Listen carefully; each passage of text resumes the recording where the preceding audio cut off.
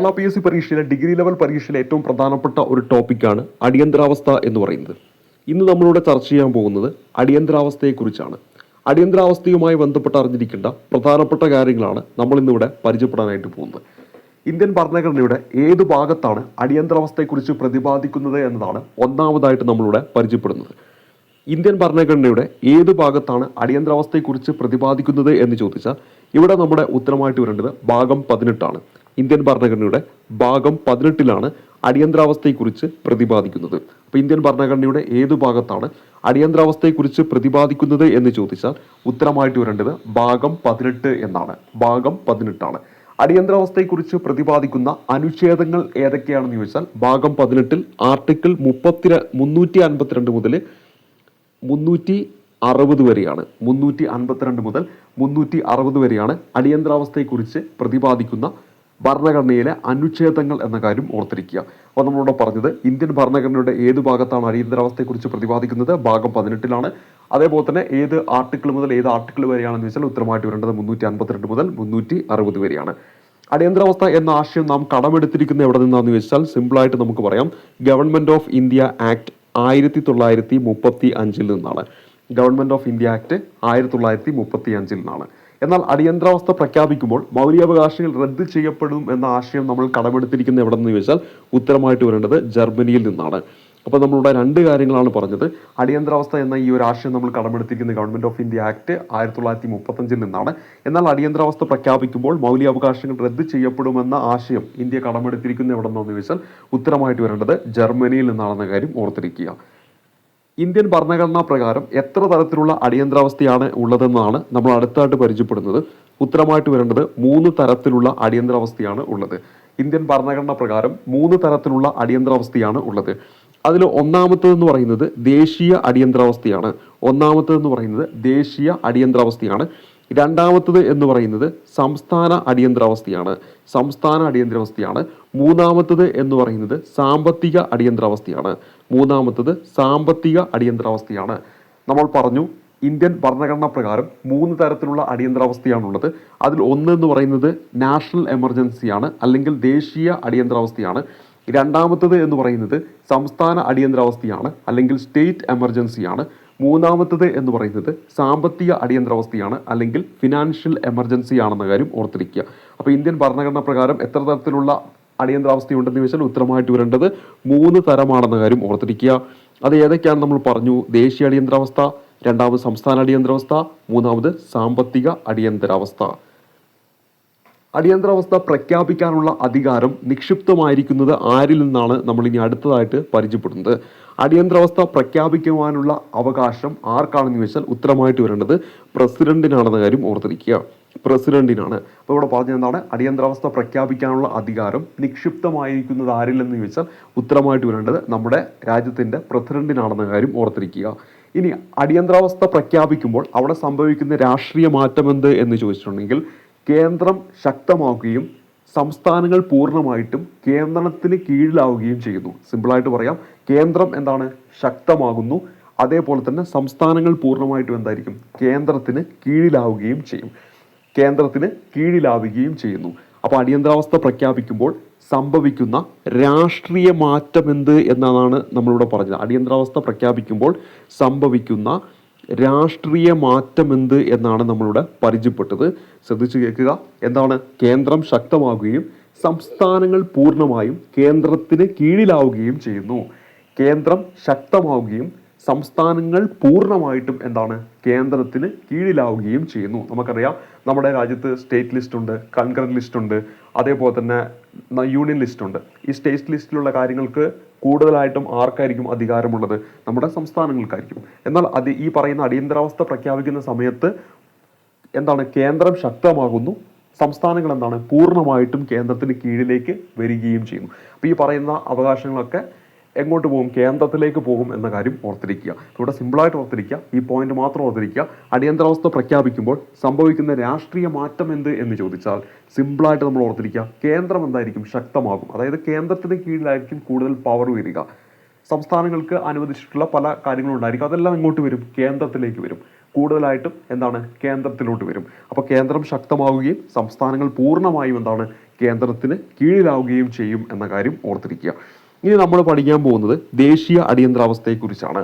അപ്പോൾ നമ്മൾ 3 തരത്തിലുള്ള അടിയന്തരാവസ്ഥ പഠിച്ചിരുന്നു. ദേശീയ അടിയന്തരാവസ്ഥ, സംസ്ഥാന അടിയന്തരാവസ്ഥ, അതേപോലെ തന്നെ സാമ്പത്തിക അടിയന്തരാവസ്ഥ. അതിൽ നമ്മളിനി ഇവിടെ ചർച്ച ചെയ്യാൻ പോകുന്നത് ദേശീയ അടിയന്തരാവസ്ഥയെക്കുറിച്ചാണ്. ദേശീയ അടിയന്തരാവസ്ഥയെക്കുറിച്ചാണ് നമ്മൾ ഇനി ഇവിടെ ചർച്ച ചെയ്യാനായിട്ട് പോകുന്നത്. ദേശീയ അടിയന്തരാവസ്ഥയുമായി ബന്ധപ്പെട്ട് എന്തെല്ലാം കാര്യങ്ങൾ അറിഞ്ഞിരിക്കണമെന്ന് നമുക്കൊന്ന് പരിശോധിക്കാം. ദേശീയ അടിയന്തരാവസ്ഥയെക്കുറിച്ച് പ്രതിപാദിക്കുന്ന അനുച്ഛേദം ചോദിക്കുകയാണെങ്കിൽ അനുച്ഛേദം 352 ദേശീയ അടിയന്തരാവസ്ഥയെക്കുറിച്ച് പ്രതിപാദിക്കുന്ന അനുച്ഛേദം ഏതാണെന്ന് ചോദിച്ചാൽ അനുച്ഛേദം 352 നമ്മൾ പറഞ്ഞിരുന്നു. ഭാഗം 18 അടിയന്തരാവസ്ഥയെക്കുറിച്ച് പ്രതിപാദിക്കുന്നു. അടിയന്തരാവസ്ഥയെക്കുറിച്ച് പ്രതിപാദിക്കുന്ന ആർട്ടിക്കിൾ 352 മുതൽ 360 വരെയാണ്. അതിൽ ദേശീയ അടിയന്തരാവസ്ഥയെക്കുറിച്ച് പ്രതിപാദിക്കുന്നത് അനുച്ഛേദം 352 ഭരണഘടനാ പ്രകാരം പ്രധാനമായും 3 സാഹചര്യങ്ങളിലാണ് ദേശീയ അടിയന്തരാവസ്ഥ പ്രഖ്യാപിക്കുന്നത്. ഭരണഘടനാ പ്രകാരം പ്രധാനമായിട്ടും 3 സാഹചര്യങ്ങളിൽ ആണ് എന്ത് പ്രഖ്യാപിക്കുന്നത്? ദേശീയ അടിയന്തരാവസ്ഥ പ്രഖ്യാപിക്കുന്നത്. ആ 3 സാഹചര്യങ്ങൾ കൃത്യമായി ഓർത്തിരിക്കണം. അതിലൊന്നാമത്തെ സാഹചര്യം എന്ന് പറയുന്നത് യുദ്ധമാണ്. യുദ്ധം മുഖേന നമുക്ക് എന്ത് ചെയ്യാം? ദേശീയ അടിയന്തരാവസ്ഥ പ്രഖ്യാപിക്കാം. രണ്ടാമത്തെ സാഹചര്യം എന്ന് പറയുന്നത് രാജ്യത്തിന് പുറത്തു നിന്നുള്ള കടന്നുകയറ്റമാണ്. അപ്പോൾ രാജ്യത്തിന് പുറത്തു നിന്നുള്ള കടന്നുകയറ്റമാണ്, നമുക്കതിനെ എക്സ്റ്റേണൽ അഗ്രഗേഷൻ എന്ന് പറയാം. അപ്പോൾ ഇവിടെ പറഞ്ഞ എന്താണ്? രാജ്യത്തിന് പുറത്തു നിന്നുള്ള കടന്നുകയറ്റം എന്നതാണ് നമ്മൾ രണ്ടാമതായിട്ട് നമ്മൾ പറഞ്ഞത്. മൂന്നാമത്തെ സാഹചര്യം എന്ന് പറയുന്നത് സായുധ വിപ്ലവമാണ്. ഇംഗ്ലീഷിൽ നമ്മൾ ഇതിനെ ആംഡ് റിബലിയൻ എന്നാണ് പറയുന്നത്. അപ്പോൾ ഇവിടെ നമ്മൾ പറഞ്ഞത് നമ്മുടെ ഈ പറയുന്ന ദേശീയ അടിയന്തരാവസ്ഥ പ്രഖ്യാപിക്കാനുള്ള 3 സാഹചര്യങ്ങളാണ്. ഭരണഘടനാ പ്രകാരം ദേശീയ അടിയന്തരാവസ്ഥ പ്രഖ്യാപിക്കാനുള്ള 3 സാഹചര്യങ്ങളാണ് നമ്മൾ പറഞ്ഞത്. യുദ്ധം മുഖേന ദേശീയ അടിയന്തരാവസ്ഥ പ്രഖ്യാപിക്കാം. രാജ്യത്തിന് പുറത്തുനിന്നുള്ള കടന്നുകയറ്റം അല്ലെങ്കിൽ എക്സ്റ്റേണൽ അഗ്രഗേഷൻ കാരണം ദേശീയ അടിയന്തരാവസ്ഥ പ്രഖ്യാപിക്കാം. അതേപോലെ സായുധ കലാപം അല്ലെങ്കിൽ ആർമഡ് റിബലിയൻ കാരണം എന്താണ്? ദേശീയ അടിയന്തരാവസ്ഥ പ്രഖ്യാപിക്കാം. ഇനി ദേശീയ അടിയന്തരാവസ്ഥയെ നമുക്ക് 2ആയിട്ട് തരംതിരിക്കാം. ദേശീയ അടിയന്തരാവസ്ഥയെ നമ്മൾ എന്താണ് 2ആയിട്ട് തരംതിരിക്കുന്നു. അതിലൊന്നെന്ന് പറയുന്നത് എക്സ്റ്റേണൽ എമർജൻസിയാണ്. ഒന്ന് എന്ന് പറയുന്നത് എന്താണ്? എക്സ്റ്റേണൽ എമർജൻസി ആണെന്ന കാര്യം ഓർത്തിരിക്കുക. രണ്ടാമത്തത് എന്ന് പറയുന്നത് ഇന്റേണൽ എമർജൻസി ആണെന്ന കാര്യം ഓർത്തിരിക്കുക. നമ്മൾ പറഞ്ഞു ദേശീയ അടിയന്തരാവസ്ഥ പ്രഖ്യാപിക്കാൻ 3 സാഹചര്യങ്ങളുണ്ട്. അതിലൊന്ന് യുദ്ധം മൂലം പ്രഖ്യാപിക്കാം, രാജ്യത്തിന് പുറത്തു നിന്നുള്ള കടന്നുകയറ്റം മൂലം പ്രഖ്യാപിക്കാം, സായുധ വിപ്ലവം മൂലം പ്രഖ്യാപിക്കാം. അതേപോലെ തന്നെ ദേശീയ അടിയന്തരാവസ്ഥ 2 തരത്തിൽ, ഒന്ന് എക്സ്റ്റേണൽ എമർജൻസി, മറ്റൊന്ന് ഇന്റേണൽ എമർജൻസി എന്ന കാര്യം ഓർത്തിരിക്കുക. ഇതിൽ എക്സ്റ്റേണൽ എമർജൻസി എന്ന് പറയുന്നത് യുദ്ധമോ വിദേശ കടന്നുകയറ്റമോ മൂലമുള്ള അടിയന്തരാവസ്ഥയാണ്. അപ്പോൾ ഇവിടെ നമ്മൾ സിമ്പിളായിട്ട് ഓർത്തിരിക്കാം. യുദ്ധം എന്ന് പറയുമ്പോൾ വിദേശ രാജ്യങ്ങളൊക്കെ ആയിട്ടായിരിക്കും. അതുപോലെ വിദേശ രാജ്യങ്ങളുടെ കടന്നുകയറ്റം, ഇതൊക്കെ എക്സ്റ്റേണൽ ആയിട്ടുള്ള സംഭവമല്ലേ. അപ്പോൾ ഇവിടെ നമ്മൾ പറഞ്ഞ ആ സാഹചര്യങ്ങളിലെ ആദ്യത്തെ 2 സാഹചര്യങ്ങളൊന്ന് വാറ്, യുദ്ധം, രണ്ടാമത്തെന്ന് പറഞ്ഞാൽ എക്സ്റ്റേണൽ അഗ്രഷൻ ആണ്, അല്ലെങ്കിൽ പുറത്തു നിന്നുള്ള കടന്നുകയറ്റം, രാജ്യത്തിന് പുറത്തു നിന്നുള്ള കടന്നുകയറ്റം. ഈ 2 സാഹചര്യങ്ങളാണെങ്കിൽ അവിടെയാണ് എന്തെന്ന് പറയുന്നത്? എക്സ്റ്റേണൽ എമർജൻസി എന്ന് പറയുന്നത്. അപ്പോൾ ഇവിടെ എന്താണ്? യുദ്ധമാണ് ഒരു കാരണം, മറ്റൊന്ന് എക്സ്റ്റേണൽ അഗ്രഷൻ എന്ന് നമുക്ക് പറയാം. എക്സ്റ്റേണൽ അഗ്രഷൻ അല്ലെങ്കിൽ പുറത്തു നിന്നുള്ള എന്താണ്? കടന്നുകയറ്റം. ഈ 2 കാരണങ്ങൾ കൊണ്ടാണ് ഏത് പ്രഖ്യാപിക്കുന്നത്? എക്സ്റ്റേണൽ എമർജൻസി പ്രഖ്യാപിക്കുന്നത്. അപ്പോൾ ഇന്റേണൽ എമർജൻസി എന്തായിരിക്കും? സായുധ കലാപം അല്ലെങ്കിൽ സായുധ വിപ്ലവം അല്ലെങ്കിൽ ആർമഡ് റിബലിയൻ എന്ന് നമുക്ക് പറയാം. ആർമഡ് റിബലിയൻ ഇത് മൂലമാണെങ്കിൽ അവിടെയാണ് നമ്മൾ എന്ത് പ്രഖ്യാപിക്കുന്നത്? ഇന്റേണൽ എമർജൻസി പ്രഖ്യാപിക്കുന്നത്. അപ്പോൾ ഈ കാര്യങ്ങൾ ഓർത്തിരിക്കുക. എമർജൻസി, നാഷണൽ എമർജൻസി 2 തരം, ഒന്ന് എക്സ്റ്റേണൽ, മറ്റൊന്ന് ഇന്റേണൽ. എക്സ്റ്റേണൽ ആയിട്ടുള്ളത് വാറ്, അതുപോലെ തന്നെ എക്സ്റ്റേണൽ അഗ്രഷൻ അല്ലെങ്കിൽ പുറത്തു നിന്നുള്ള കടന്നുകയറ്റം, അതേപോലെ തന്നെ ഇന്റേണൽ എമർജൻസി, ആർമഡ് റിബലിയൻ. ഈ കാര്യങ്ങൾ ഓർത്തിരിക്കുക. ഇനി നമ്മൾ അടുത്തതിലേക്ക് വരാം. ഇനി ഈ പറയുന്ന അടിയന്തരാവസ്ഥയുമായി ബന്ധപ്പെട്ടിട്ട് പാർലമെന്റിന്റെ അനുമതി വളരെ ഇമ്പോർട്ടൻ്റ് ആണ്. പാർലമെന്റിന്റെ അനുമതിയുമായി ബന്ധപ്പെട്ട കാര്യങ്ങളാണ് നമ്മളിവിടെ ചർച്ച ചെയ്യാൻ പോകുന്നത്. പാർലമെന്റ് അനുമതിയുമായി ബന്ധപ്പെട്ട കാര്യങ്ങളാണ് നമ്മളിവിടെ ചർച്ച ചെയ്യാനായിട്ട് പോകുന്നത്. അപ്പോൾ പാർലമെന്റ് അനുമതിയുമായി ബന്ധപ്പെട്ടിട്ട് ഒന്നാമത്തെ കാര്യം പറയാൻ പോകുന്നു. പ്രസിഡന്റ് പ്രഖ്യാപിക്കുന്ന ദേശീയ അടിയന്തരാവസ്ഥ എത്ര ദിവസത്തിനകം പാർലമെന്റിന്റെ 2 സഭകളും അംഗീകരിക്കണം? ഈ ഒരു അടിയന്തരാവസ്ഥ പ്രസിഡന്റ് പ്രഖ്യാപിക്കാം, പ്രസിഡന്റിനാണ് പ്രഖ്യാപിക്കാനുള്ള അധികാരമുള്ളത്. എന്നാൽ ഇത് നിലനിൽക്കണമെങ്കിൽ അവിടെ എന്ത് തീരുമാനിക്കണം? പാർലമെന്റ് തീരുമാനിക്കണം. നമുക്കറിയാം ലോകസഭയും രാജ്യസഭയും ഉൾപ്പെടുന്ന ഇരു സഭകളുണ്ട്. ആ ഇരു സഭകളും ഇത് പാസ്സാക്കിയെങ്കിൽ മാത്രമേ തുടർന്ന് ഇത് നിലനിൽക്കുകയുള്ളൂ. അപ്പോൾ ഇവിടെ അടിയന്തര അവസ്ഥ ആര് പ്രഖ്യാപിക്കുന്നു? പ്രസിഡന്റ് പ്രഖ്യാപിക്കുന്നു.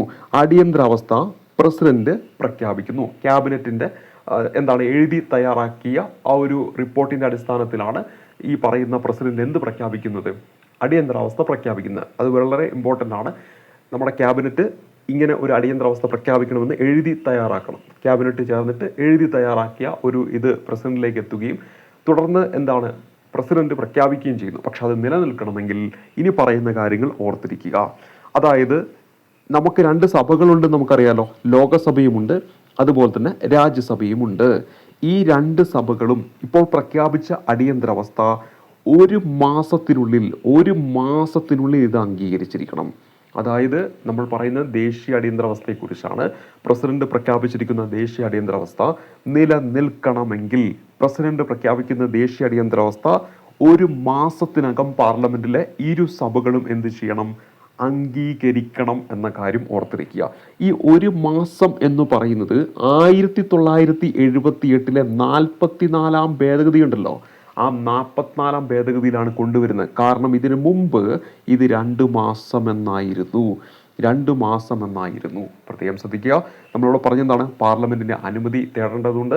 പാർലമെന്റിന്റെ അനുമതി എങ്ങനെയാണ് തേടേണ്ടത്? പ്രസിഡന്റ് ഇപ്പോൾ പ്രഖ്യാപിച്ചിരിക്കുന്നു, ഈ പറയുന്ന അടിയന്തരാവസ്ഥ പ്രഖ്യാപിച്ചിരിക്കുന്നു. അങ്ങനെ ഒരു അടിയന്തരാവസ്ഥ പ്രഖ്യാപിച്ചു കഴിഞ്ഞാൽ ഒരു മാസത്തിനുള്ളിൽ ലോകസഭയും രാജ്യസഭയും അംഗീകരിക്കണം. എന്നാൽ ഇതിനു മുമ്പ് 1978 44 ഭേദഗതിക്ക് മുമ്പ് ഇത് 2 മാസമായിരുന്നു. പക്ഷേ ഈ 1978 44 ഭേദഗതിയിലൂടെ ഇത് എന്താക്കിയിട്ട് മാറ്റി?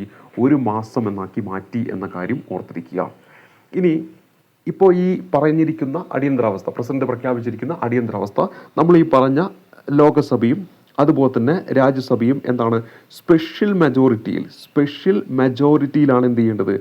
അംഗീകരിക്കേണ്ടത്. സ്പെഷ്യൽ മെജോറിറ്റിയിലാണ് ഇരു സഭകളും എന്ത് ചെയ്യേണ്ടത്? ഇത് അംഗീകരിക്കേണ്ടത് എന്ന കാര്യം കൂടി ഓർത്തിരിക്കുക. അങ്ങനെ ഈ പറയുന്ന ലോകസഭയും രാജ്യസഭയും ഈ പറയുന്ന അടിയന്തരാവസ്ഥ അംഗീകരിച്ചു എന്ന് വിചാരിക്കുക. അങ്ങനെയാണെങ്കിൽ അത് എത്ര കാലം തുടരാം എന്നൊരു ചോദ്യം നമ്മുടെ മനസ്സിലുണ്ടാവും. അവിടെ ഓർത്തിരിക്കുക, ഓരോ 6 മാസം കൂടുമ്പോഴും എന്ത് ചെയ്യണം? വീണ്ടും ഇരു സഭകളും ഈ സ്പെഷ്യൽ മെജോറിറ്റിയിൽ തന്നെ എന്ത് ചെയ്യണം? അംഗീകരിക്കണം. അതായത് ലോകസഭയും രാജ്യസഭയും ഇങ്ങനെ അംഗീകരിച്ചുകൊണ്ടിരിക്കണം. അങ്ങനെ വീണ്ടും എന്ത് ചെയ്യും? 6 മാസത്തേക്ക് തുടരും, വീണ്ടും അംഗീകരിക്കും, വീണ്ടും 6 മാസത്തേക്ക് തുടരും. അങ്ങനെ എത്ര വേണമെങ്കിലും എന്ത് ചെയ്യാൻ പറ്റും? തുടരാനായിട്ട് പറ്റുമെന്ന കാര്യം ഓർത്തിരിക്കുക. ഇവിടെ പറഞ്ഞ പോയിന്റുകൾ വളരെ ഇമ്പോർട്ടൻ്റ് ആണ്. പ്രസിഡന്റ് പ്രഖ്യാപിക്കുന്ന ദേശീയ അടിയന്തരാവസ്ഥ എത്ര ദിവസത്തിനകം പാർലമെന്റ് ഇരുസഭകളും അംഗീകരിക്കണം എന്ന് വെച്ചാൽ 1 മാസമാണ്. ഭരണഘടന നിലവിൽ വന്നപ്പോൾ ഇത് എത്രയായിരുന്നു? 2 മാസമായിരുന്നു. എന്നാൽ 1978 44 ഭേദഗതിയിലൂടെ മൊറാർജി ദേശായിയാണ് എന്ത് ചെയ്യുന്നത്? ഇത് 1 മാസമാക്കിയിട്ട് മാറ്റുന്നത് നമുക്ക് അറിയാം. അതേപോലെ തന്നെ പാർലമെന്റ് ഇരുസഭകളും അംഗീകരിച്ചു. തുടർന്ന് 6 മാസത്തേക്ക് ഇത് തുടരും. അതിനുശേഷം വീണ്ടും എന്ത് ചെയ്യണം? ഓരോ 6 മാസത്തിലും ഈ പറയുന്ന പാർലമെന്റിന്റെ അംഗീകാരത്തോടു കൂടി അടിയന്തരാവസ്ഥ അനിശ്ചിത കാലത്തേക്ക് എന്ത് ചെയ്യാൻ പറ്റും? നീട്ടാനായിട്ട് പറ്റും. അനിശ്ചിത കാലത്തേക്ക് ഇത് നീട്ടാനായിട്ട് നമുക്ക് പറ്റും. പക്ഷെ ഓരോ 6 മാസം കൂടുമ്പോൾ എന്ത് ചെയ്യണം? അംഗീകാരം തേടിക്കൊണ്ട് ഇരിക്കണം എന്ന കാര്യം ഓർത്തിരിക്കുക. അപ്പോൾ നമ്മളോട് പറഞ്ഞു, ഒരിക്കൽ ഈ പറയുന്ന ലോകസഭയും അതുപോലെ തന്നെ രാജ്യസഭയും ഈ 2 സഭകളും എന്ത് ചെയ്യുന്നു? 6 മാസത്തേക്ക് ഇത് അംഗീകരിക്കുകയാണ്. പിന്നെ ഓരോ 6 മാസം കൂടുമ്പോൾ എന്ത് ചെയ്യണം? വീണ്ടും ഇത് ഈ പറയുന്ന ലോകസഭയിലും രാജ്യസഭയിലും വരണം. സ്പെഷ്യൽ മെജോറിറ്റിയിൽ എന്ത് ചെയ്യണം? വീണ്ടും ഇത് അംഗീകരിക്കണം. ഇങ്ങനെ ഒരു കാര്യം കൊണ്ടുവരുന്നതും എപ്പോഴാണ്? 1978 44 ഭേദഗതിയിലൂടെയാണ്. 1978 44 ഭേദഗതിയിലൂടെയാണ്. അതിനു മുമ്പ് ഒരു തവണ പ്രഖ്യാപിച്ച അടിയന്തരാവസ്ഥ ക്യാബിനറ്റ് നിശ്ചയിക്കുന്നിടത്തോളം കാലം എന്തായിരുന്നു? നീട്ടാമായിരുന്നു. ഇങ്ങനെ ഇടയ്ക്കിടയ്ക്ക് വന്നിട്ട് ലോകസഭയിലും രാജ്യസഭയിലും വന്നിട്ട് അംഗീകാരമൊന്നും തേടേണ്ട ആവശ്യമില്ലായിരുന്നു. ഒരു തവണ ഈ പ്രഖ്യാപിച്ച അടിയന്തരാവസ്ഥ ക്യാബിനറ്റ് എപ്പോഴേക്കാണോ അത് പിൻവലിക്കാൻ തീരുമാനിക്കുന്നത് അതുവരെ എന്ത് ചെയ്യാമായിരുന്നു? തുടരാമായിരുന്നു എന്ന കാര്യം ഓർത്തിരിക്കുക. അതാണ് ഇവിടെ ബ്രേക്ക് ചെയ്യുന്നത്. 1978 മൊറാർജി ദേശായി വന്നിട്ട് എന്ത് ചെയ്യുന്നത്? സ്റ്റോപ്പ് ചെയ്യുന്നത്. 6 മാസം കൂടുമ്പോൾ എന്ത് ചെയ്യണം? അംഗീകരിക്കണം. അത് അംഗീകരിച്ചെങ്കിൽ മാത്രമേ ലോകസഭയും രാജ്യസഭയിലും പാസ്സാക്കിയെങ്കിൽ മാത്രമേ പിന്നെ 6 മാസത്തേക്ക് തുടരാൻ പറ്റൂ. അങ്ങനെ എത്ര വേണമെങ്കിലും എന്ത് ചെയ്യാൻ പറ്റും? ഓരോ 6 മാസങ്ങളും പാസ്സാക്കി അനിശ്ചിത കാലത്തേക്ക് എന്ത് ചെയ്യാൻ പറ്റും? ഇത് നീട്ടാനായിട്ട് പറ്റും എന്ന കാര്യം കൂടി ഓർത്തിരിക്കുക. ഇനി അടുത്തൊരു പോയിന്റ് നമ്മൾ ഓർത്തിരിക്കേണ്ടത്, ഈ 6 മാസത്തിനുള്ളിൽ നമ്മൾ പറഞ്ഞിരുന്നു, ഇപ്പോൾ ഒരു തവണ അടിയന്തരാവസ്ഥ ലോകസഭയും രാജ്യസഭയും പാസ്സാക്കി, അതിനുശേഷം 6 മാസം എന്ത് ചെയ്യുന്നുണ്ട്, നീണ്ടു നിൽക്കുന്നുണ്ട്.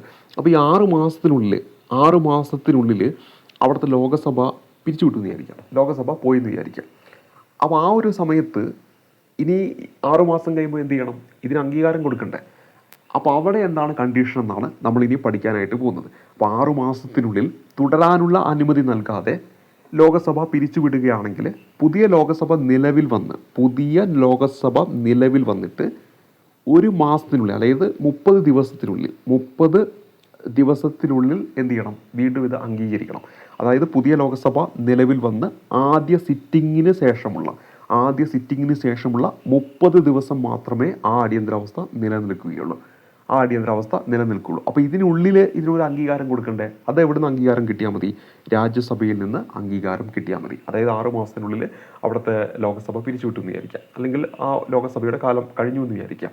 ആ ഒരു സമയത്ത് പിന്നെ ലോകസഭയിൽ അംഗീകാരം മേടിക്കാൻ ലോകസഭയുടെ ഇല്ലല്ലോ. അപ്പോൾ ആ സമയത്ത് നമുക്ക് ഈ രാജ്യസഭയുടെ അംഗീകാരം മേടിച്ചാൽ മതി. കാരണം രാജ്യസഭ എന്ന് പറയുന്നത് സ്ഥിരം സഭയാണെന്ന് നമ്മൾ പഠിച്ചിട്ടുണ്ട്. എന്നാൽ പിന്നീട് പുതിയ ലോകസഭ വന്നു എന്ന് വിചാരിക്കാം, വന്നിട്ട് ആദ്യ സിറ്റിംഗ് നടന്നു എന്ന് വിചാരിക്കാം. ആദ്യ സിറ്റിംഗ് മുതൽ ഇങ്ങോട്ട് 30 ദിവസം, അതിനുള്ളിൽ എന്ത് ചെയ്യണം, അംഗീകാരം നേടണം. ഇല്ലെങ്കിൽ എന്ത് ചെയ്യും, അടിയന്തരാവസ്ഥ അവസാനിക്കും.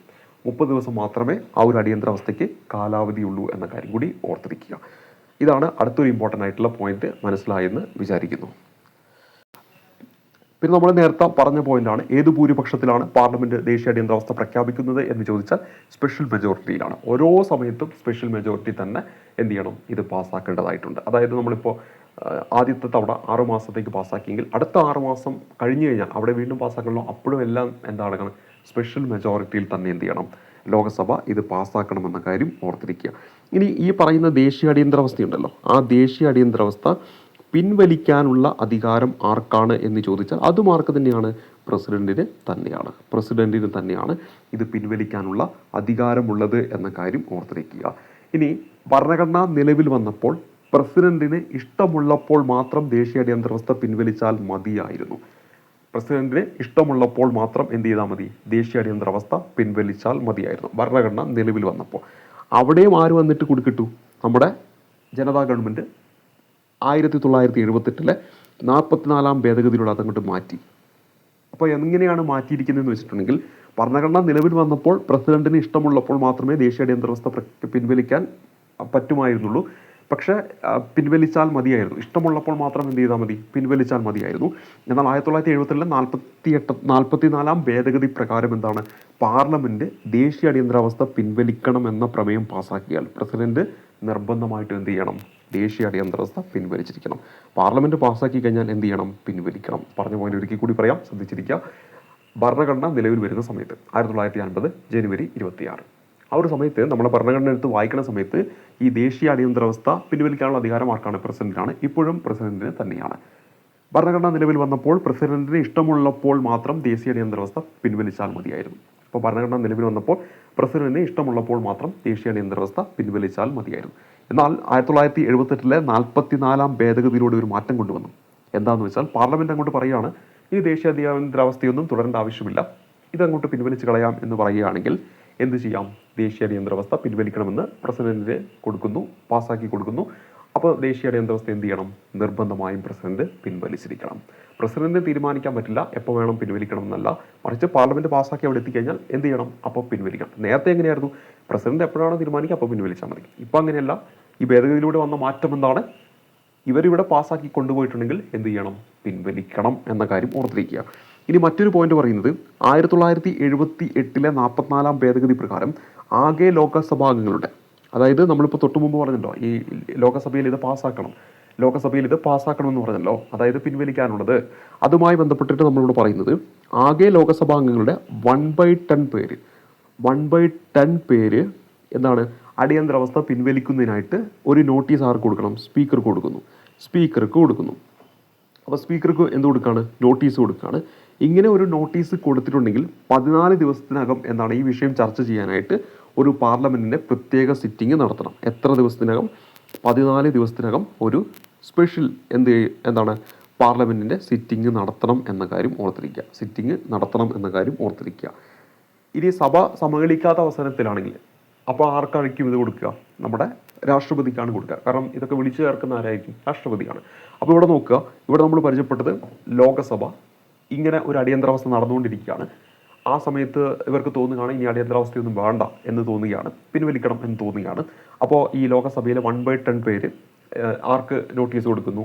ഈ പറയുന്ന ലോകസഭയുടെ സ്പീക്കർക്ക് നോട്ടീസ് കൊടുക്കുന്നു. സ്പീക്കർ അപ്പോൾ എന്ത് ചെയ്യണം? 14 ദിവസത്തിനുള്ളിൽ എന്ത് ചെയ്യണം? ഒരു സ്പെഷ്യൽ സിറ്റിംഗ് ഇതുമായി ബന്ധപ്പെട്ടിട്ട് അവിടെ നടത്തണം എന്നത് വളരെ ഇമ്പോർട്ടൻ്റ് ആണ്. ഇനി ഈ പറയുന്ന സഭ സമ്മേളിക്കാത്ത സമയമാണെങ്കിൽ അവ ആർക്ക് കൊടുക്കണം? നമ്മുടെ രാഷ്ട്രപതിക്കാണ് അപേക്ഷ നൽകുന്നത്. ഇനി അടിയന്തരാവസ്ഥയോട് വിയോജിപ്പ് പ്രകടിപ്പിക്കുന്ന പ്രമേയം കേവല ഭൂരിപക്ഷത്തോടു കൂടി ലോകസഭ മാത്രം പാസ്സാക്കിയാൽ മതി. അതാണ് ഏറ്റവും ഇമ്പോർട്ടൻ്റ് ആയിട്ടുള്ള സംഭവം. അതായത് ഈ അടിയന്തരാവസ്ഥ ഇനി വേണ്ട, അടിയന്തരാവസ്ഥയോട് വിയോജിപ്പ് പ്രകടിപ്പിക്കുകയാണ്, അടിയന്തരാവസ്ഥ നിർത്തലാക്കണം, അതായത് ഇപ്പോൾ അടിയന്തരാവസ്ഥ പ്രഖ്യാപിച്ചിരിക്കുകയാണ്, അതിനി വേണ്ട എന്ന് കാണിക്കുന്ന പ്രമേയം ലോകസഭയിൽ മാത്രം പാസ്സാക്കിയാൽ മതി. അതും എങ്ങനെ പാസ്സാക്കിയാൽ മതി? കേവല ഭൂരിപക്ഷത്തിൽ പാസ്സാക്കിയാൽ മതി. കേവല ഭൂരിപക്ഷത്തിൽ പാസ്സാക്കിയാൽ മതി. അതേ സമയത്ത് നമ്മൾ ഈ അടിയന്തരാവസ്ഥ ഉണ്ടാക്കാൻ, അടിയന്തരാവസ്ഥ ഇപ്പോൾ നമ്മുടെ രാജ്യത്ത് പ്രഖ്യാപിച്ചു, അത് മുന്നോട്ട് കൊണ്ടുപോകണമെങ്കിൽ എന്ത് ചെയ്യണം? ലോകസഭയിലും അതുപോലെ തന്നെ രാജ്യസഭയിലും പ്രത്യേകം സ്പെഷ്യൽ മെജോറിറ്റിയിൽ അത് പാസ്സാക്കണം. ലോകസഭയിലും പാസ്സാക്കണം, രാജ്യസഭയിലും പാസ്സാക്കണം, സ്പെഷ്യൽ മെജോറിറ്റിയിൽ അത് പാസ്സാക്കണം. എങ്കിൽ മാത്രമേ എന്ത് ചെയ്യുള്ളൂ? അത് തുടർന്ന് പോവുകയുള്ളൂ എന്ന കാര്യം ഓർത്തിരിക്കുക. അപ്പോൾ ഈ 2 കാര്യങ്ങളും ഓർത്തിരിക്കുക. പറഞ്ഞ കാര്യം മനസ്സിലായല്ലോ. അടിയന്തരാവസ്ഥ ഇപ്പോൾ പ്രഖ്യാപിച്ചിട്ടുണ്ട്, നടന്നുകൊണ്ടിരിക്കുന്നു. അത് സ്റ്റോപ്പ് ചെയ്യാനുള്ള പ്രമേയം ലോകസഭയിൽ മാത്രം പാസ്സാക്കിയാൽ മതി. അതും എന്താണ്? നമ്മുടെ കേവല ഭൂരിപക്ഷത്തിൽ പാസ്സാക്കിയാൽ മതി. ഇതൊക്കെ ആര് കൊണ്ടുവരുന്നതാണ്? നമ്മുടെ മൊറാർജി ദേശായി കൊണ്ടുവരുന്നതാണ്. കുറേ നല്ല കാര്യങ്ങൾ അദ്ദേഹം കൊണ്ടുവന്നിട്ടുണ്ട്. അതേപോലെ തന്നെ ഈ പറയുന്ന അടിയന്തരാവസ്ഥ മുന്നോട്ട് കൊണ്ടുപോകണമെങ്കിൽ, തുടർന്ന് പോകണമെങ്കിൽ എന്താണ്? ഇരു സഭകളിലും, രാജ്യസഭ ലോകസഭ സ്പെഷ്യൽ മെജോറിറ്റിയിൽ എന്ത് ചെയ്യണം? അത് പാസ്സാക്കണം എന്ന കാര്യം കൂടി ഓർത്തിരിക്കുക. ഇനി നമ്മളിവിടെ പറഞ്ഞല്ലോ അടിയന്തരാവസ്ഥ പ്രഖ്യാപിക്കാനുള്ള 3 കാരണങ്ങൾ. അതിലൊന്ന് യുദ്ധം എന്ന് ഞാൻ നിങ്ങളോട് മുന്നിൽ പറഞ്ഞു. പിന്നെ രാജ്യത്തിന് പുറത്തു നിന്നുള്ള കടന്നുകയറ്റം, എക്സ്റ്റേണൽ അഗ്രഷൻ എന്ന് നമ്മൾ പറഞ്ഞു. എക്സ്റ്റേണൽ അഗ്രഷൻ എന്ന് നമ്മൾ അവിടെ പറഞ്ഞു. അതേപോലെ തന്നെ മൂന്നാമത്തെ ഒരു കാരണമുണ്ട്. അതാണ് എന്ത്? Armed rebellion. ആംഡ് റിബലിയൻ എന്ന് പറയുന്നത്. ഈ ഒരു സംഭവം തുടക്കമില്ലായിരുന്നു.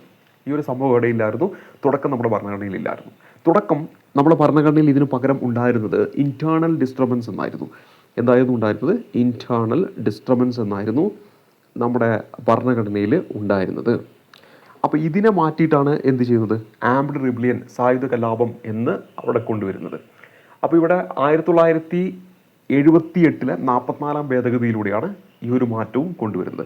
അത് ജനതാ സർക്കാരിൻ്റെ കാലത്ത് നിയമമന്ത്രിയായിരുന്ന ശാന്തിഭൂഷൺ നടപ്പിലാക്കിയ 1978 44-ാം ഭരണഘടനാ ഭേദഗതി പ്രകാരം ആഭ്യന്തര അസ്വസ്ഥത, അതായത് ഇന്റേണൽ ഡിസ്റ്റർബൻസ് എന്നത് സായുധ കലാപം എന്നാക്കി മാറ്റുന്നു എന്ന കാര്യം ഓർത്തിരിക്കുക. ഇവിടെ അടിയന്തരാവസ്ഥയുമായി ബന്ധപ്പെട്ടിട്ടുള്ള പ്രധാനപ്പെട്ട കാര്യങ്ങളാണ് നമ്മളിവിടെ ചർച്ച ചെയ്തുകൊണ്ടിരിക്കുന്നത്. ഇനി നമ്മൾ അടുത്തത് ഈ അടിയന്തരാവസ്ഥയുടെ ഫലങ്ങളാണ്. ഇതൊക്കെ വന്നു കഴിഞ്ഞാൽ എന്തൊക്കെയാണ് സംഭവിക്കുക, അതിൻ്റെ ഫലങ്ങളാണ് നമ്മളിനി പഠിക്കാനായിട്ട് പോകുന്നത്. ഫലങ്ങൾ, അടിയന്തരാവസ്ഥയുടെ ഫലങ്ങൾ. എന്തിൻ്റെ അടിയന്തരാവസ്ഥ? ദേശീയ അടിയന്തരാവസ്ഥയുടെ ഫലങ്ങളാണ് നമ്മൾ ഈ പഠിക്കാൻ പോകുന്നത്. ദേശീയ അടിയന്തരാവസ്ഥ സമയത്ത് ലോകസഭയുടെ കാലാവധി നീട്ടുവാൻ പറ്റുമോ? ദേശീയ അടിയന്തരാവസ്ഥ പ്രഖ്യാപിച്ചിരിക്കുകയാണ്. ദേശീയ അടിയന്തരാവസ്ഥ പ്രഖ്യാപിക്കുമ്പോൾ ലോകസഭയുണ്ടല്ലോ, അതിൻ്റെ കാലാവധി എത്രയാണ്? നമുക്ക് ശരിക്കും എത്രയാ കാലാവധി? 5 വർഷമല്ലേ? അത് നീട്ടാൻ പറ്റുമോ എന്ന് ചോദിച്ചാൽ നീട്ടാൻ പറ്റും എന്ന കാര്യം ഓർത്തിരിക്കുക. എത്ര വർഷത്തേക്ക്? 1 വർഷത്തേക്ക് നീട്ടാൻ പറ്റും. എന്താ പറഞ്ഞത്? ദേശീയ അടിയന്തരാവസ്ഥ സമയത്ത് ലോകസഭയുടെ കാലാവധി എത്ര കാലം നീട്ടാൻ സാധിക്കുമെന്ന് ചോദിച്ചാൽ 1 വർഷം നീട്ടാൻ പറ്റും എന്ന കാര്യം ഓർക്കുക. ഇങ്ങനെ 1 വർഷം വെച്ചിട്ട് എന്താണ്? എത്ര കാലം വേണമെങ്കിലും നീട്ടാൻ പറ്റും. 1 വർഷം വെച്ചിട്ട് എത്ര കാലം വേണമെങ്കിലും നീട്ടാൻ പറ്റും. അപ്പോൾ ആദ്യം 1 വർഷം നീട്ടി, പിന്നെ ആ സമയം കഴിയുമ്പോൾ വീണ്ടും നീട്ടാം.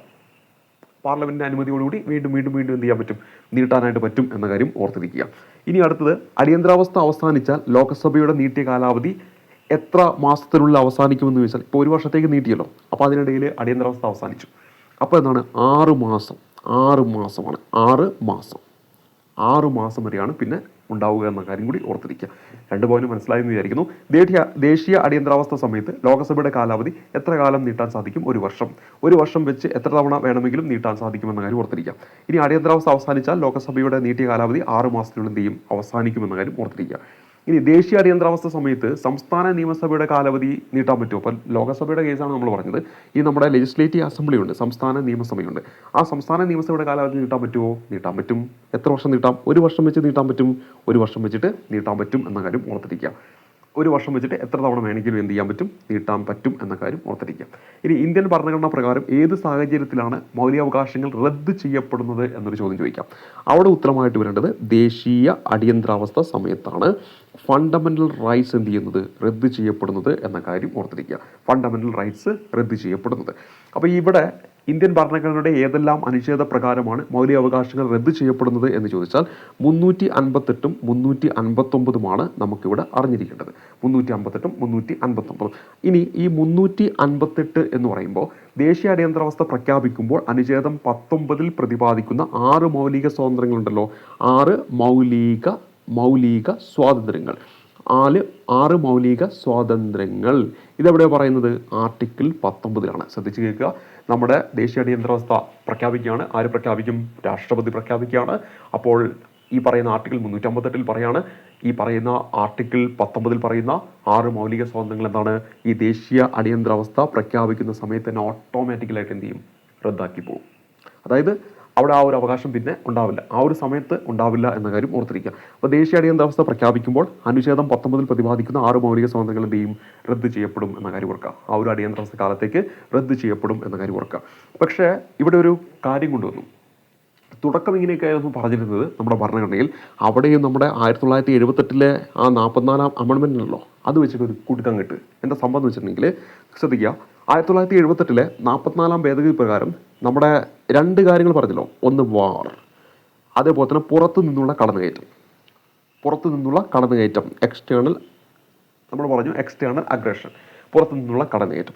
ഈ 2 കാരണങ്ങൾ കൊണ്ടാണ് അടിയന്തരാവസ്ഥ പ്രഖ്യാപിക്കുമെങ്കിൽ മാത്രമേ ഈ പറയുന്ന ആർട്ടിക്കിൾ 19 പ്രകാരം ഉള്ള മൗലിക സ്വാതന്ത്ര്യങ്ങൾ റദ്ദ് ചെയ്യാൻ പറ്റുള്ളൂ, മൗലിക സ്വാതന്ത്ര്യങ്ങൾ റദ്ദ് ചെയ്യാൻ സാധിക്കൂ. സായുധ കലാപം കാരണമാണ് പ്രഖ്യാപിക്കുന്നെങ്കിൽ അടിയന്തരാവസ്ഥ കാരണം അനുച്ഛേദം 19 എന്ത് ചെയ്യത്തില്ല, റദ്ദ് ചെയ്യപ്പെടില്ല. അപ്പോൾ ദേശീയ അടിയന്തരാവസ്ഥ പ്രഖ്യാപിക്കാൻ 3 കാരണങ്ങളുണ്ട്. 1 യുദ്ധമാണ്, 2 രാജ്യത്തിന് പുറത്തു നിന്നുള്ള കടന്നുകയറ്റമാണ്, 3 എന്താണ്, സായുധ കലാപമാണ്. അതിൽ ആദ്യത്തെ 2 യുദ്ധം, രാജ്യത്തിന് പുറത്തു നിന്നുള്ള കടന്നുകയറ്റമാണെങ്കിൽ എന്ത് ചെയ്യാം, ഈ ആർട്ടിക്കിൾ 19 പറയുന്ന 6 മൗലിക സ്വാതന്ത്ര്യങ്ങൾ നമുക്ക് എന്ത് ചെയ്യാം, റദ്ദ് ചെയ്യാനായിട്ട് പറ്റും പ്രഖ്യാപിക്കുന്ന സമയത്ത്. പക്ഷേ നമ്മളെ ആംഡ് റിബലിയൻ മൂലമാണെങ്കിൽ, സായുധ വിപ്ലവം മൂലമാണെങ്കിൽ, കലാപം മൂലമാണെങ്കിൽ അവിടെ എന്ത് ചെയ്യാൻ പറ്റത്തില്ല, ഇത് റദ്ദ് ചെയ്യാൻ പറ്റില്ല എന്ന കാര്യം ഓർത്തിരിക്കുക. ഇനി അപ്പോൾ ഈ ആർട്ടിക്കിൾ 359 ഇനി അവിടെ മാറിക്കിടക്കുക അല്ലേ. ആർട്ടിക്കിൾ 359 എന്താ പറയുന്നത്, നമ്മൾ ദേശീയ അടിയന്തരാവസ്ഥ കാലത്ത് മൗലികാവകാശങ്ങൾ സ്ഥാപിച്ചെടുക്കുവാനായിട്ട് കോടതിയെ സമീപിക്കുവാനുള്ള അവകാശം എന്ത് ചെയ്യും, റദ്ദ് ചെയ്യുവാൻ രാഷ്ട്രപതിക്ക് അധികാരം നൽകുന്നു എന്നാണ് ഇവിടെ പറയുന്നത്. നമ്മൾ സിമ്പിളായിട്ട് പറയും ആർട്ടിക്കിൾ 20ഉം 21 ഒഴികെ ബാക്കി എല്ലാ അനുച്ഛേദങ്ങളും എന്താണ്, റദ്ദ് ചെയ്യപ്പെടും എന്നാണ് പറയുന്നത്. ശരിക്കും അവിടെ റദ്ദ് ചെയ്യപ്പെടുകയല്ല, നമ്മുടെ ഈ മൗലികാവകാശങ്ങൾ നമുക്ക് എന്തെങ്കിലും കാരണം കൊണ്ട് ലംഘിക്കപ്പെട്ടിട്ടുണ്ടെങ്കിൽ, അല്ലെങ്കിൽ നമുക്ക് കിട്ടുന്നില്ല എങ്കിൽ നമുക്ക് നേരെ അങ്ങോട്ട് പോകാം, കോടതിയിൽ പോകാൻ പറ്റില്ല. റിട്ടുകൾ നമ്മൾ പഠിച്ചിട്ടുണ്ട്, ഹൈക്കോടതിയിൽ പോകാം, സുപ്രീം കോടതിയിൽ പോകാം. ആ ഒരു അവകാശം എന്ത് ചെയ്യാണ്, ശരിക്കും ഇവിടെ ആ നിയമപ്രകാരം ആർട്ടിക്കിൾ 359 പറയുന്നത് ഇങ്ങനെ കോടതിയിലേക്ക് പോകാനുള്ള അവകാശമാണ് എന്ത് ചെയ്യുന്നത്, അവിടെ സ്റ്റോപ്പ് ചെയ്യുന്നത്. അല്ലാതെ ഇത് നമ്മൾ എന്ത് ചെയ്യാണ്, നിരോധിക്കുകയല്ല ചെയ്യുന്നത്, മറിച്ച് എന്താണ്, ഈ ഒരു അവകാശം എന്ത് ചെയ്യാണ്, സ്റ്റോപ്പ് ചെയ്യുകയാണ് ചെയ്യുന്നത്. അവിടെ ഒരു എക്സെപ്ഷൻ ഉണ്ട്, ആർട്ടിക്കിൾ 20ഉം 21 ഒഴികെ. ആർട്ടിക്കിൾ 20ഉം 21 ഒഴികെയാണെന്ന കാര്യം കൂടി ഓർത്തിരിക്കുക. അനുച്ഛേദം 359 പ്രകാരം റദ്ദ് ചെയ്യാൻ സാധിക്കാത്ത 2 മൗലികാവകാശങ്ങളുണ്ട്. അതിലൊന്നാണ് ആർട്ടിക്കിൾ 20ഉം 21.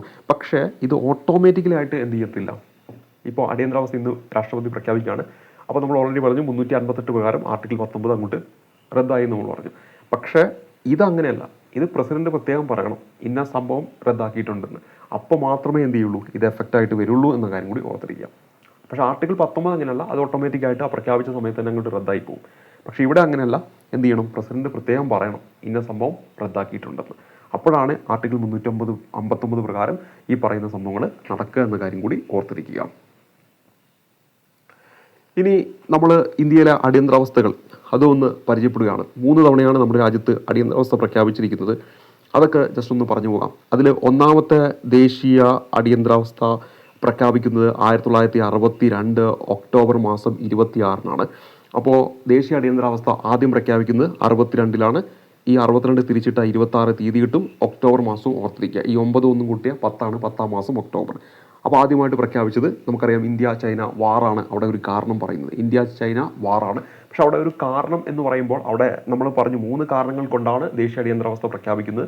ഒന്ന് വാറാണ്, രണ്ടാമത്തെ കാരണം എന്ന് പറയുന്നത് നമ്മുടെ എക്സ്റ്റേണൽ അഗ്രഷനാണ്, മൂന്നാമത്തെ കാരണം ആംഡ് റിബലിയനാണ്. ഇവിടെ യഥാർത്ഥത്തിൽ അതിലൊരു കാരണം നമ്മൾ എടുത്തു പറയുകയാണെങ്കിൽ അത് ശരിക്കും ഈ പുറത്തു നിന്നുള്ള കടന്നുകയറ്റമാണ്, ചൈന ഇന്ത്യയിലേക്കുള്ള ഒരു കടന്നുകയറ്റമാണ്. അതാണ് ശരിക്കും ഇതിൻ്റെ ഒരു കാരണമായിട്ട് നമുക്ക് പറയാനായിട്ട് പറ്റുക. ആ ഒരു സാഹചര്യം എന്ന് പറയുന്നത് ഇന്ത്യ ചൈന യുദ്ധമായിരുന്നു എന്ന കാര്യം ഓർത്തിരിക്കുക.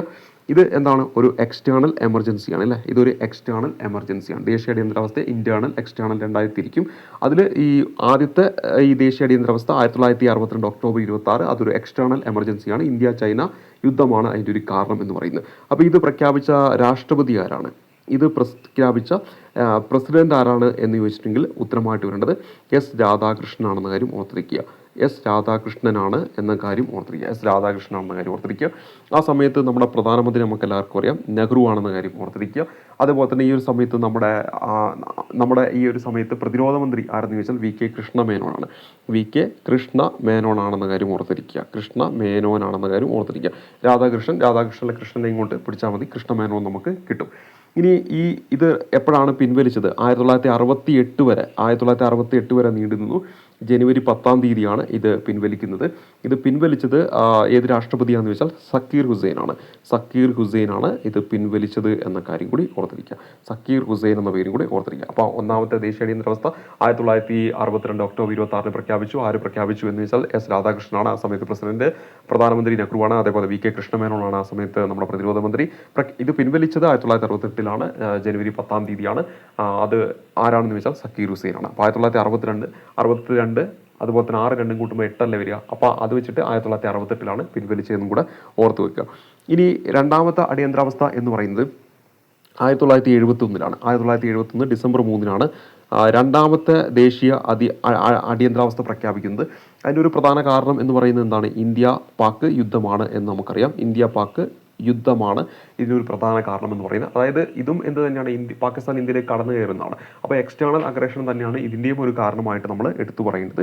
ഇത് ആരാണ് പ്രഖ്യാപിച്ചതെന്ന് വെച്ചാൽ വി വി ഗിരിയാണ് പ്രഖ്യാപിച്ചത്. വി വി ഗിരിയാണ് ആ സമയത്ത് രാഷ്ട്രപതി. ഈ സമയത്ത് പ്രധാനമന്ത്രി ആരെന്ന് വെച്ചാൽ ഇന്ദിരാഗാന്ധിയാണ് ഈ ഒരു സമയത്ത് പ്രധാനമന്ത്രിയായിട്ട് ഉണ്ടായിരുന്നത്. അപ്പോൾ ഇവിടെ പ്രതിരോധ മന്ത്രി ആരെന്ന് വെച്ചാൽ ജഗജീവൻ റാം ആണെന്ന കാര്യം ഓർക്കുക. ജഗജീവൻ റാം ആണെന്ന കാര്യം ഓർക്കുക. അപ്പോൾ ആദ്യത്തെ കേസിൽ നമ്മൾ പറഞ്ഞിരുന്നു ആരാണ് ആ സമയത്ത് പ്രതിരോധ മന്ത്രി എന്ന് വെച്ചാൽ വി കെ കൃഷ്ണമേനോനാണ്.